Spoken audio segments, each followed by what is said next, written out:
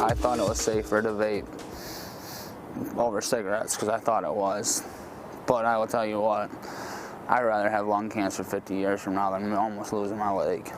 A man in Grand Rapids horribly injured after he says an e-cigarette battery exploded in his pocket, leaving him with second and third degree burns on his leg. Now he says that he wants to warn others about the potential dangers of those devices. Yeah, that looks pretty serious. Fox 17's Brody Carter joins us in the studio after talking with him and some people in the business about the risks associated with vaping. Christian, Janice, this happened yesterday morning while 25-year-old Daniel Gossett was changing his son's diaper. He says he felt a warm sensation creeping up his leg, but that nothing prepared him for what happened next.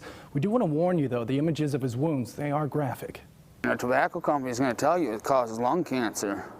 A vape store ain't going to tell you potentially could lose your hand, lose your face, lose half your leg.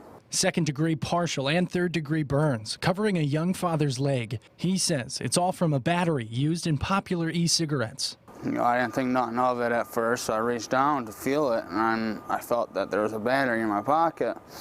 And it just started getting hotter and hotter. The LGHE2, popular among e-cigarettes, paired with some spare change. Maybe 2 pennies at the very most in my pocket. And that's all it took.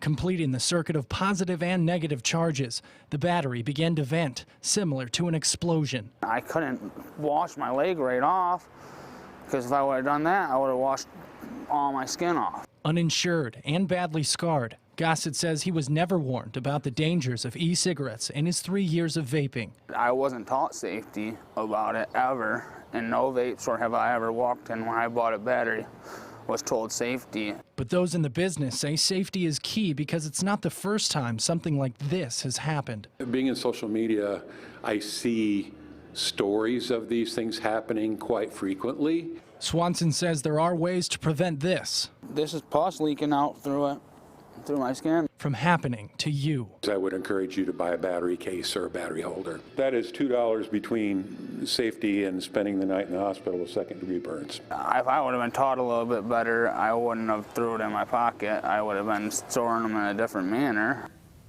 Gossett says after this, he's never vaping again. He's asked actually to take a month off from work.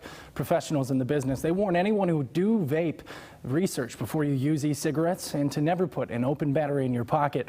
They also say things like keys and change should never be kept close to those devices. We're in the studio tonight. Brody Carter, Fox 17 News.